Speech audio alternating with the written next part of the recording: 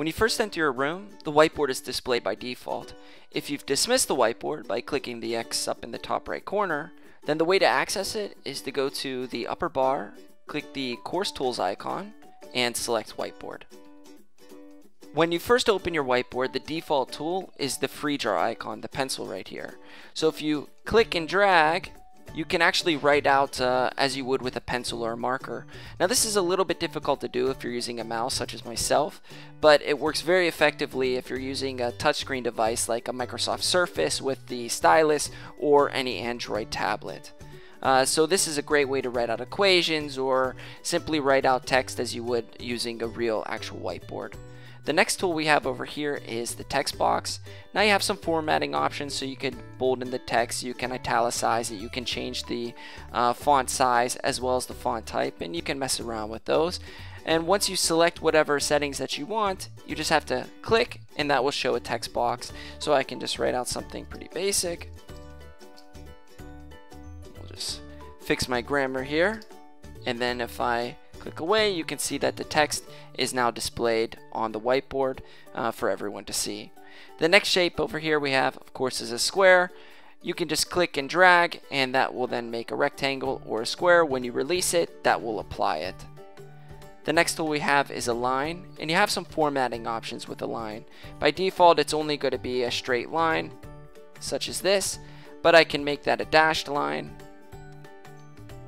or I can also put an arrow on it, a dashed arrow, or if I just wanted it to be without the dash, we do that. Now over here I have a circle. Again, it's a click and drag. You can make it an oval, you can make it a circle, it's up to you. And when you release it, it applies it. Now right now the board is getting a little bit crowded, so I can either clear everything on the board, erase it with a draggable eraser, or I can actually move to the next board, which is what I'm going to do. Down here you'll see a left and right arrow. I can actually have in each room up to 50 boards.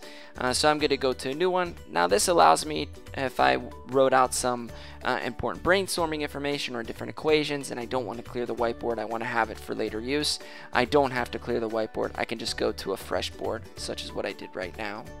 Now with the triangle tool, what you can do is click on the whiteboard.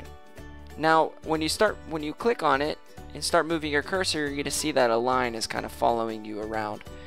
So when you draw out the line that you want, you click again, and you'll see that as you start moving your cursor, it sets an anchor point for you, and then you can start moving your cursor to draw out the next phase of the triangle. And when you click again, it will automatically complete the triangle for you. Now in a similar fashion, you have the trapezoid, or the polygon, I'm sorry, and I just click, I click, I click, until I'm done with the shape. And when I'm done with my shape, all I have to do is complete it by going to the start point and clicking again, and you can see that the shape has completed. Now in terms of formatting options, I can adjust the line thickness, so that's what this is right here, and I can make it very thick or very thin. So if I wanted to make the line a little bit thinner, then I wanted to start using the free draw icon such as the pencil, I can and you'll see that the line is much thinner. If I wanted to then do a square, you'll see that the line is much thinner for the square itself.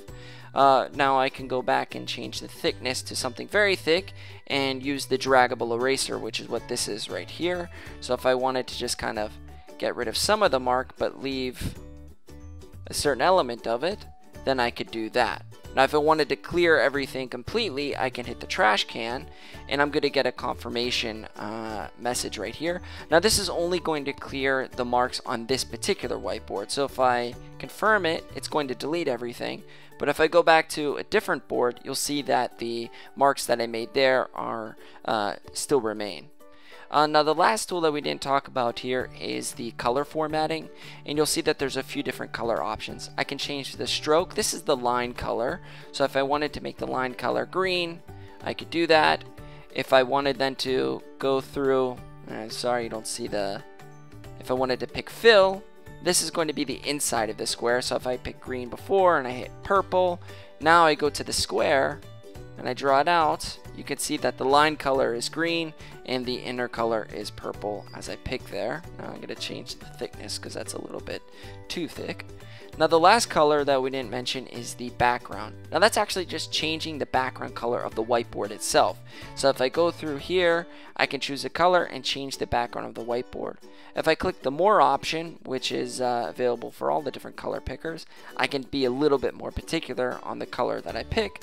If I wanted to make something very bright and bold, I can make red and choose that, and that's going to change the color of my whiteboard to red. Okay, you'll see that there and there. Now the other elements I wanted to review is similar to, and by the way, you can move this toolbar, so if it's in your way, you can move it around to wherever you need to. But you have this toolbar on the whiteboard, but let's say that you have a presentation that you want to annotate. We actually have the same tools on the presentations that you share for file annotations. So if I wanted to pick this presentation, we can actually activate the whiteboard tools on the files that we're sharing. And you can do that down here. So you have this little pencil icon. If you click it, you're going to see, just like on the whiteboard, we have this toolbar here. Now this will enable me to annotate specific elements on the slide itself. Again, I'm using a mouse, so it's a little bit more difficult for me.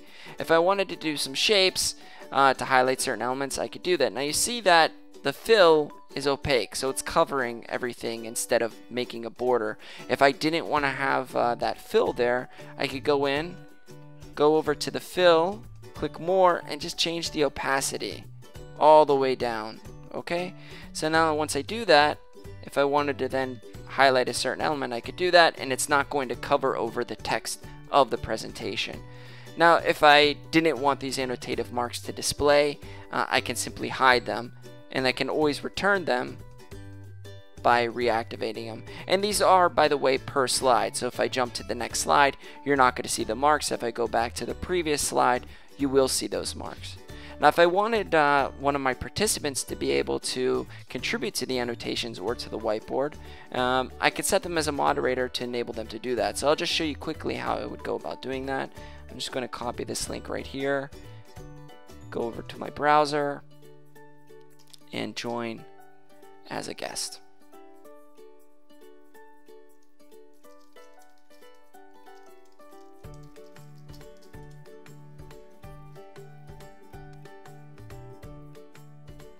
Now as you can see right here, I see the annotative marks, I don't see the tools, and I can't actually do anything in terms of drawing on it.